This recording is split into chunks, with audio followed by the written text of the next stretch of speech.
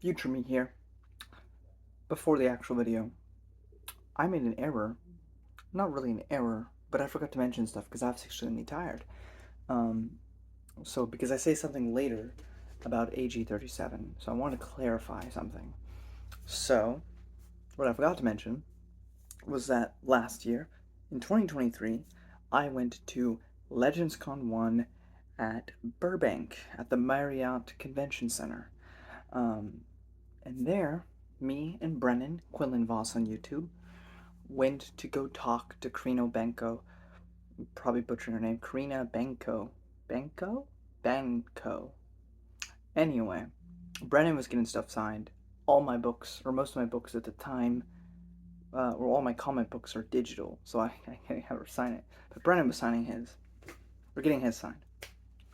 So we asked her some questions while we were there, because what's what you do. So we asked her, you know, if she had been given more time on the Legacy 2 comics, what was like kind of her outline for the story. Now she makes the caveat that she wasn't the only writer on the Legacy 2 comics. So this may not necessarily have been the conclusion, but in her mind and what she wanted to happen was that Legacy 1 was all about Cade Skywalker denying his legacy, denying what he was, and rising up finally, accepting his legacy, and fulfilling his duty. Whereas Legacy 2 was meant to do the opposite. And the comics don't really dive into this. And it also isn't like the Ania's super yearning to be one. And she certainly seems to be under the impression that she is one. Which is why when I talked to Joe Bongiorno afterwards about this very topic, I said, oh, it's like Rey Skywalker, but like done better. Where it's like Anya believes, for whatever reason, we don't really have an explanation for it in the comics right now, that she is somehow related to the Solos. She's Ania Solo, after all. And so she is, you know, that's what she believes. But it was going to be at the end of the comic that she is simply nobody. She is Anya. She is her own person. And she is great because she's her, not because she's attached to any legacy. Because she, in fact, isn't a Solo. It was meant to be the polar opposite of Cade, at least in Karina's mind, which is that Anya is just not related to anybody. She's not a Skywalker, she's not a Solo, but she really wants to be. So that was part of the thing that never got concluded. And again, she made the caveat that that may not have been the ending because she wasn't the sole writer. But seeing as how we don't have a conclusion to that, and we have stuff left unanswered, I'll take her word as gospel till they write a story that contradicts it, which won't happen so long as Lucasfilm continues to ignore the expanded universe. But it's from Karina Benko's mouth. So, now it's hearsay. I didn't record her face as she was signing Brendan's, books, but she did say it. And if she didn't, then she can refute me, but she won't because she said it. And then the other thing we asked about AG37 because of the fact that he seems to claim to know Han Solo and Chewbacca and everything. And me and Brennan kind of, or maybe I don't know if it's Brennan, but I thought for a while that it was like C3PO's like brain put into that thing, which I thought would be like kind of cool. But she said it was meant to be somebody that you had seen before, but it was not C3PO. What other droids played a big part in Han's life? Well, it wouldn't be, if it's not C3PO, I mean, R2D2's never spoken properly with words, which I suppose that could be the case, but that'd be really weird. Also, probably not the case because he's traveling around with Cade right now. So that's out the window. So what's left? And I was racking my brain, and really, there's only one other that played a significant role in Han's life. And that would be Bullocks and Blue Max. Now again, that's not confirmed. She didn't necessarily say that. She just said it was a droid that knew Han very well. and you would have known him from the Expand universe already. So that was my point later on. Also, I don't know if I said this in the video now, kind of forget, but just to reiterate, AG37 does say, like, oh yeah, well, I knew Han Solo, I knew your ancestor, but you have to remember, AG37 hears Anya scream, Ania Solo, right? So if he's just taking her word for it, then that explains that. But it's kind of choppy there. But just wanted to explain that. Onward to the proper review. Thank you.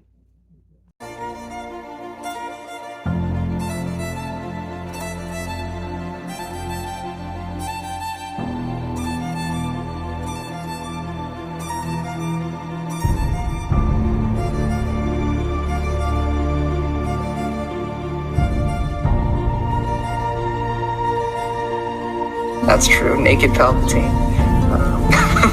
Oh, you picked that one. Fresh out of the clone tank, nude Palpatine is my That's the first thing I think of when you say Dark Empire Palpatine.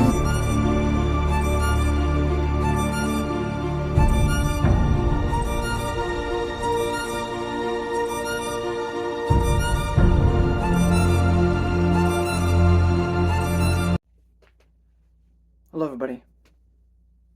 Welcome back. Well, to the grand finale of my Star Wars Expand Universe reviews or rereads.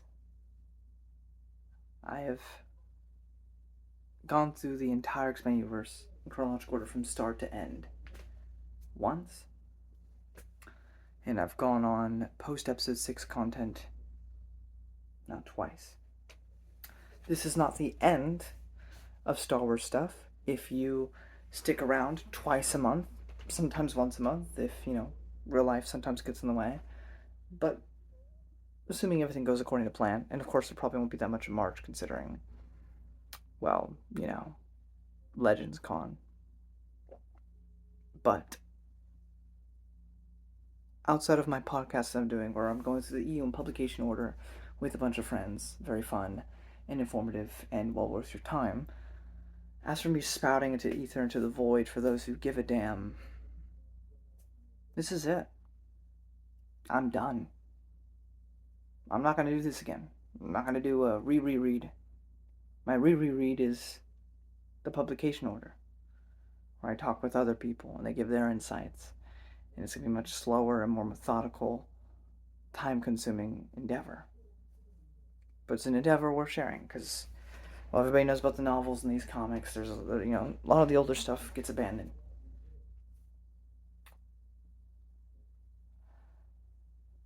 But it's me spouting left and right. We're done. I mean, trust me, we got many other franchises, from Malazan to Star Trek, Halo,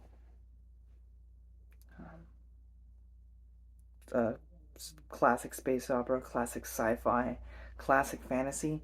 I've got stuff in the works for you guys for years and years and years to come, if you are into just listening to me spout spiel. And maybe amongst all those different things, you'll find something else that you like that I'll discuss. I don't know. But as for Star Wars and just me, it's gonna be it. Besides maybe topical videos every now and then. This series got shafted. It only has 18 issues. They did not plan on only having 18 issues. I'm pretty sure they planned on having a full 50, like the Legacy 1 comics did. But all they were left with was 18. Remember, this is 2013, close to when Disney would buy the rights to Star Wars, and pretty soon after, it would be told, maybe not to us publicly for a little while later, but to everyone involved with publishing and writing, that the EU was ending. And so, luckily, this story does not leave on a cliffhanger or unfinished. They had enough prep time to rush an ending. Which definitely was not their intended way of doing it, but it's what they had to do with the time they had left to write. That being said, I still think they knock it out of the park. But this is part of the bittersweetness of the expanded universe, right? What is the reason that us expanded universe fans continually ask for more? Continue Legends. We had a billboard next to Lucasfilm for months. Well, I didn't, but everybody knows the story. The old guard, the old people, like, not old, sorry, but like Matt Wilkins and Christopher Nelson and Dylan and Brian and so many others contributed to that, and, as I've always said, or I've been saying a lot recently, the expanding universe does not need to be continued necessarily, though that would be sweet, and there's no reason not to. But it definitely needs to be concluded. Because Crucible, in terms of novels, is not a conclusion. We need that transition to Legacy Comics. But Legacy 2, while it can certainly serve as a satisfying end, I don't necessarily want that to be the end. There's a lot of questions left unanswered. We'll get into that in spoilers. But by and large, we get introduced to a new character, Ania Solo. And she is a rough and tumble lady. We also get introduced to some new Imperial Knights. And a new Sith on the rise. But he's killing other Sith as well. What's his plan? What's his dreams? What's his aspirations? You have to read to find out. But this is a post-Legacy era. So that, Darth Krayt has been killed. The Sith have gone hiding. They're infiltrating government like they've done time and time again, and they're trying to rise back up eventually. And this new Sith, Darth Red, wants to take them all out and seemingly bring the Sith back to the rule of two, like it was always meant to be. Think Darth Bane from his novels, as he tried to destroy all the Sith in Brotherhood of Darkness and make the Master and Apprentice thing concurrent, which would stay pretty much up until Ashrod. And I guess the Lost Tribe, but we don't count them because frick them. The art is different. It's not as detailed or as pretty to me. Actually, I'll take that back. It's not as detailed as Jan Duurisma's art is. And I love Jan Duurisma's art. But there's something about the way this is colored, the way this is, I guess, shot, in a sense. In a second read through, I absolutely adore the art in these comics. It really makes it pop, really makes it stand out amongst the crowd. But yeah, I really enjoyed it. My saddest thing is that it's just 18 issues, when it definitely deserved more. More time to spend with these characters. IG-37, or AG-37, the, like IG-88 type droid, that's a good guy. We had this before The Mandalorian, guys. We had a good guy, IG-88, basically. And a new Mon Calamari person. I forget his name now.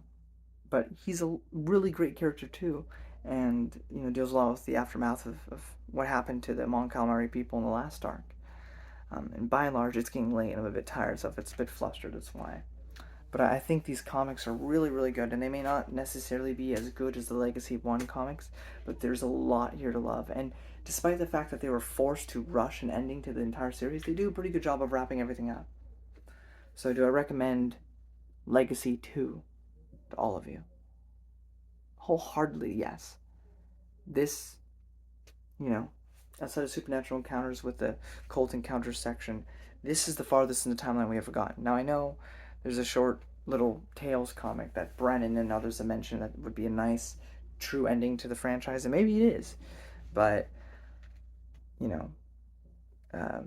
as for this is a big arc. We're done. This is it. But I do recommend you check it out, especially if you haven't.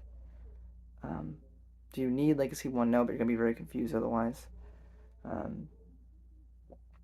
But if you've read everything, this is going to hurt a lot. If this is one of the earlier things you're reading, you have a lot more to enjoy and look forward to. But if this is one of the last things you're reading in the Expanded Universe, then that will hurt. I'm getting to spoilers now. If you don't want that, I just want to say thank you so much for all of you. I know I'm just some guy who screams into the ether on the internet about my opinions and my views, which not everybody holds, not everybody agrees with. No, I did this for fun. COVID, I was stuck in my room. Had nothing to do, so I recorded my thoughts. And with it, I've sprung so many friends, so many connections that I would have never had if not for Star Wars. If not for the expanded universe. It truly is because of my hobby that I chose to record. It has now become so much more than it was the first time through. But I love the expanded universe. Not every story is perfect. It's not always the best written. Planet of Twilight, the Bounty Hunter Wars trilogy. I can go on. But no matter what, whether I like a story, whether I loathe a story, whether or not I'm indifferent to a story, it never changes the fact that I love the expanded universe and that I want to see it continued. I want to see it concluded. And then I could be content with that. These stories are fake, okay? So is every piece of literary fiction in the universe. So is every movie, so is every film, so is every video game. So is every piece of art you see in a museum building, but that doesn't mean that it can't matter to you internally. And there's nothing wrong with that. The world could be so often caught up in the minutiae and the detail of modern everyday life when so much of it is futile and doesn't matter. Spend the time with the ones you love and escape into fiction sometimes. Escapism isn't a bad thing so long as you always remember that there are people to come back to in reality. Don't get lost in the escape, but never feel shamed for wanting to escape to a galaxy far, far away, or while they may share similar problems, things that we can relate to. It is a way to enter into an entirely new world, and that's with any piece of fiction, really.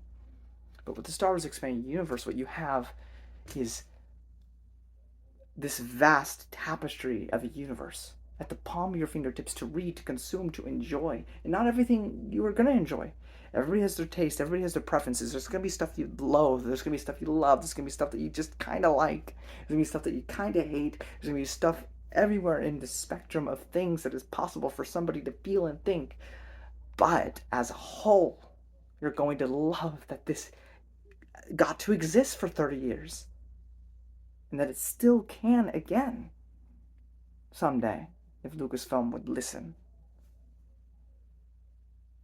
But I'm thankful to all the authors, that came together because they also love Star Wars and wanted to give us more. It's such an amazing thing, and there's no other franchise like it. I've been reading the Halo books. They're nothing like this.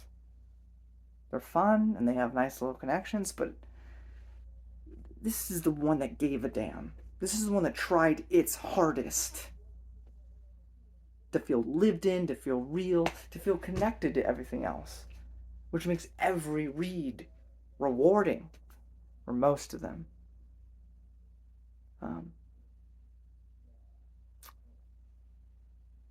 And yeah, I just went on a spiel. And I'm thankful to all of you. And I hope you stick around. If not, I get it. But I'll be talking Star Wars for years and years to come, just not in this format anymore. But I'll be talking about many, many other things if you are so inclined to listen to me spout nonsense from my mouth. I do have some things left, though, before I get into spoilers. It's not official, it's not licensed, it's not canon, it doesn't count. But I do have, because I am going to be the first YouTuber ever to do it, and I'm sticking true to that so far, I'm going to review all of the Hand of Thrawn 45 works, and I've gone through a good portion of them already. But up next we have Legacy's End, the fanfiction, by Hand of Thrawn 45. Am I going to immediately get to that? No, I'm probably going to take a break. I got big books I got to get through right now.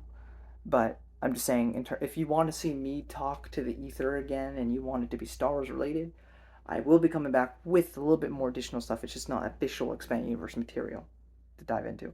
Oh, I forgot, and I should mention, we are still getting the translations of the Hungarian Han Solo novels. So of course, when those come out officially, I will of course review all those stories as well. So there is still stuff for me to talk about. But in terms of no iffy whiffy, what's canon, what's not, in terms of what is officially absolutely no debate to be had, a part of it, we're done here. This is it. So, it's been a ride. But I appreciate you all being here. Getting spoilers if you don't want that. Get out of here.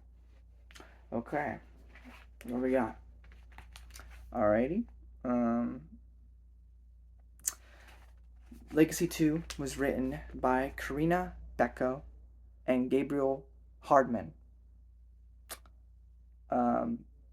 We introduced an Imperial Knight named Yalta Vale.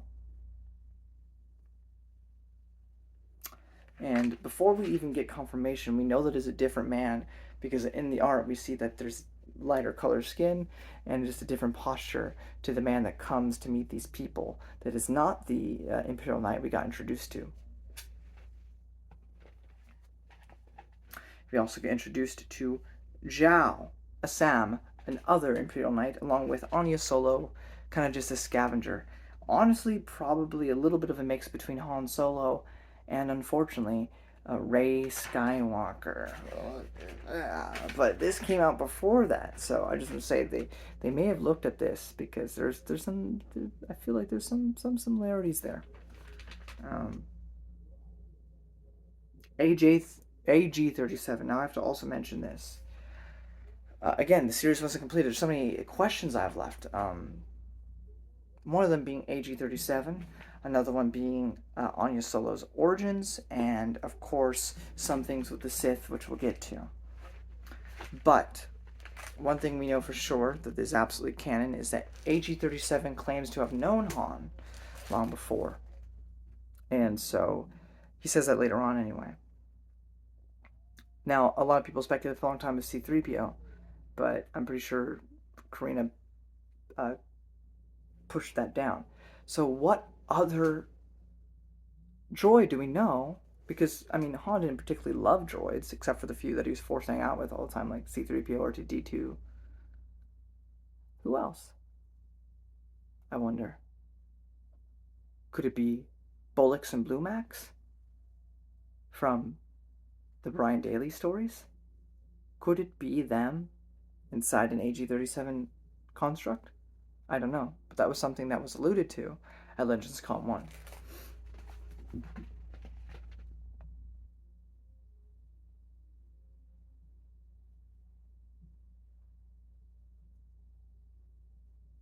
Now, one red herring we get from Darth Red, as he says he wants to reestablish the world of two as it was always meant to be, much like what Darth Bane would do in his series.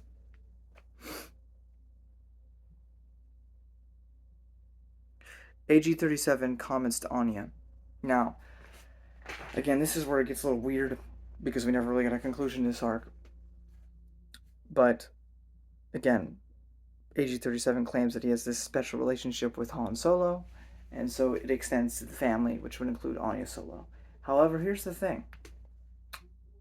AG-37 has no proof of this. What do we have? What is the only thing that we've had proof that Anya is a Solo is the fact that she said it in a previous panel where all of them heard her say it. Keep that in mind.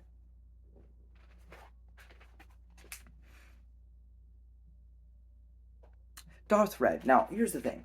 He starts killing people on national TV. I mean, they're Sith, so great, but where's Cade? We see him at the very end of this comic series. Where's he? Also, another big aching question that's been bothering me now that I've reread it. Where are the Jedi? Yeah, we got Imperial Knights everywhere. Where's the Jedi? Where's Wolf? Where's... I mean, we have Crook, yes, but he's more of a government official right now. So where are the Jedi? because they just aren't in this story for some reason. I have no idea where they're at, and I'm not blaming them. They didn't have. They probably would have dived into that had they been given a full 50 issues, but they didn't get it. So I'm left wondering what the hell happened to the Jedi. Where are they? So that's something. And then this is actually a key thing here if you pay attention, because it is very. I mean, it's not subtle, but it's also like he contradicts this beforehand, and he will contradict himself again later. So he claims he wants to go back to the rule of two, and he is really hinting that he wants Joe to be his a Sith apprentice. This is what's kind of like alluded to throughout the entire run. However, there is a part in here in one of these issues where he says, "I want to be the only Sith." Why do you want to be the only Sith, but then have the rule of two? Then you don't only have one Sith. But this will be revealed at the end, which actually I think makes Darth Red one of the most underrated villains we've ever had in the Star Wars Expanded Universe, but we'll get to that. I love that Darth Red is hunting other Sith. It's such an interesting angle to go about that. And it's to return to form, just because Bane did the same. But it isn't. Also, there's an Imperial Star Destroyer named Animus, and I just want to say that that's funny because there's the Assassin's Creed universe where they use the Animus as like a VR thing to access ancestors' memories.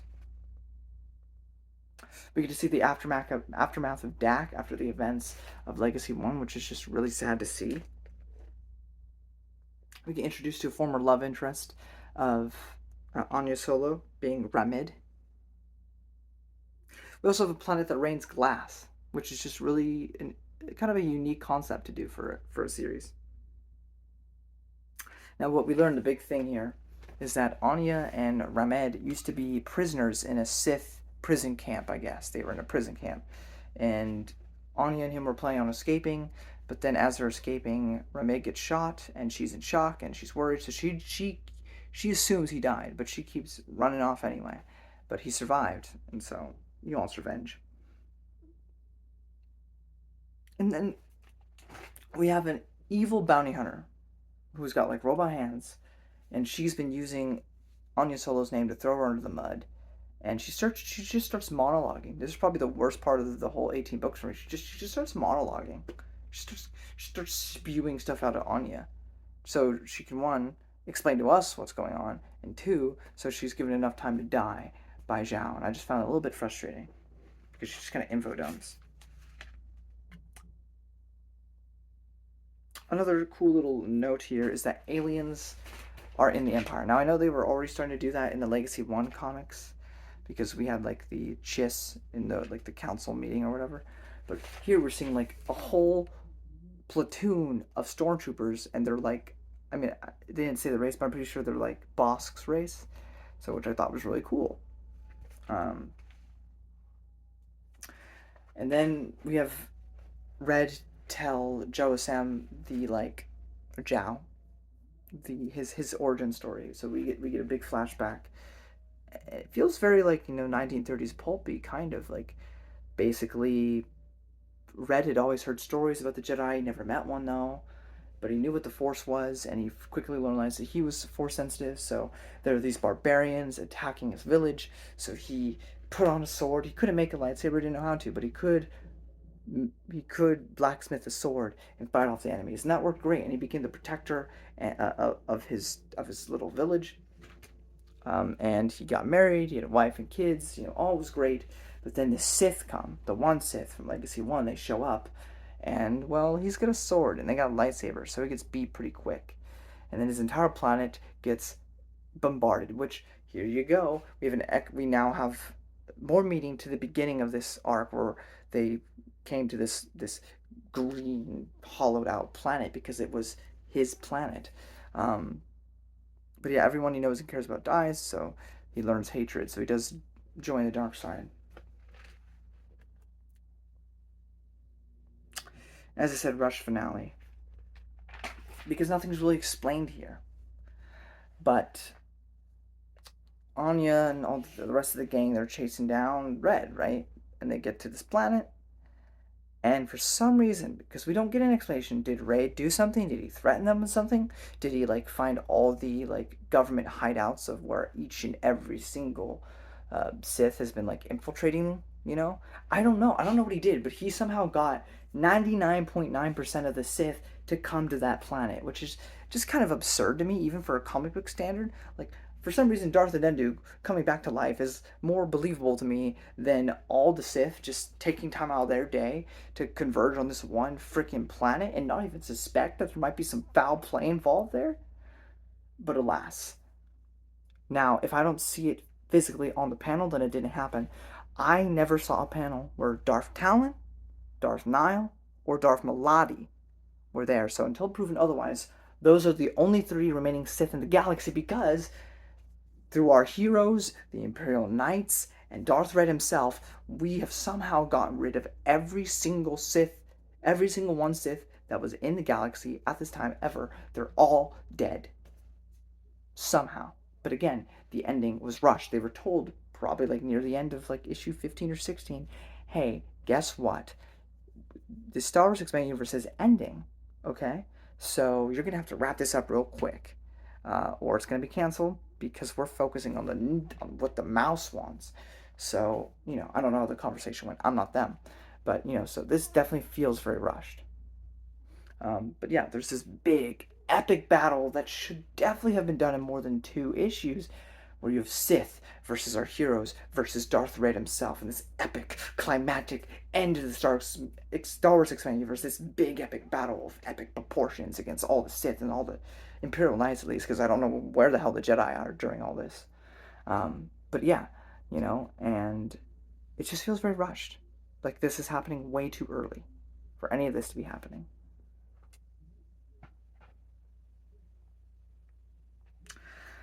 But the saving grace of all this is the motivation, because so far you just basically have a return to form Sith, which is cool and all, but like we've been there, done that. Like, what's cool about Darth Red? But here's the thing, here's the kicker. Darth Red never gave a damn about the rule of two. He doesn't even really care about the Sith. He's definitely using the dark side, but you definitely call him a dark Jedi. But he doesn't give a damn about the Sith philosophy, or, I mean, he knows about it. He doesn't give a damn, though. Because all he wants is to kill every single Sith for what they did to his family, the ones he cared about, the people he was protecting, and his entire world, his entire planet. He wants all Sith to burn and die and stop being a blight on the galaxy. But he's not a hypocrite. He's not a fool. Because every Sith in the galaxy includes himself. He knew he was never going to turn Zhao Sam. He was just hoping he could make Zhao angry enough to execute him. But it's okay, because in a flowaway gag, we have Anya do the shooting for us. But regardless, it's the end of Darth Red. And like I said, he's very short-lived, but I honestly think he's a really underrated villain. What a unique goal. I mean, he talks about some other stuff, and whether or not it's valid or not is up for discussion on, the new government isn't doing too great either. It's going to fall back into the same things. But still, I think it's just phenomenal. But yeah, that's pretty much it, though. I mean, that was just a great ending to that. Having Darth Red want himself killed, so that all Sith can be gone forever. But again, I didn't see Darth Maladi, Talon, or Nile. So until I see them in a panel, they're not dead, which means they could still be scheming behind the scenes in a future story. But alas, that's it. Um, Anya goes and keeps being with her crew, only to buy something from what's his name? Dry Sin, Dry Sin or something like that. But we see Cade, Delilah, and him in one panel, which is really annoying. And that's another thing. Like, I want to see Anya meet like Cade. What's that going to be like? But alas, that's what it is. But history has a way of continuing. Was something that the Empress said, which again almost felt like a sort of a we know, and hopefully it returns.